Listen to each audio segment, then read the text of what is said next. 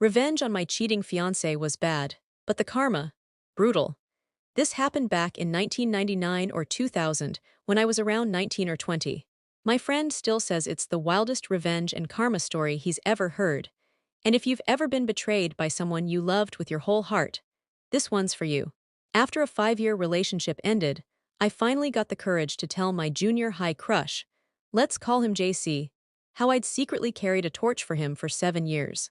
We'd been friends all that time, and I genuinely thought he'd either let me down gently or vanish from my life altogether once I told him. But to my surprise, JC said he felt the same. He told me things like, I always had a thing for you but never knew how to say it, and I was scared you'd reject me.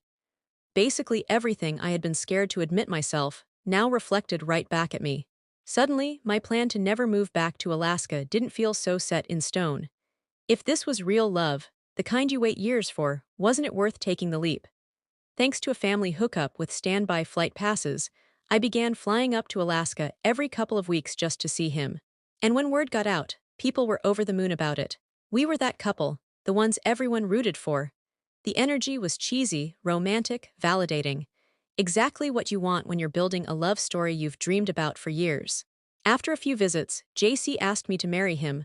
I said yes, without hesitation. I began preparing for the move, shipping the little I owned up to Alaska to live with him and his roommate, whom we'll call Bicycle Man. You'll find out why soon. Then plot twist. Just before my final flight, I started feeling off. I took a pregnancy test. It was positive. I was stunned but happy. This was everything. Love, commitment, now a baby. I picked up the phone to tell JC the big news. But when he answered, there was a party going on in the background. He immediately started gushing about this cool artist chick who had shown up, and I felt my heart drop. I told him I had something to tell him too, but maybe now wasn't the time. I gently said, don't do anything you'll regret. He told me to call later. I did. Someone else answered. Said JC was there, but couldn't come to the phone. He never called me back. I already knew what that meant. My body knew before my mind could catch up.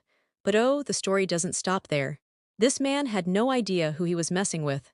And karma. Let's just say it made sure JC deeply regretted ever taking me for granted. Stick around for part 2, because the revenge hits harder than he ever saw coming. Like, comment your thoughts, and subscribe so you don't miss what happens next.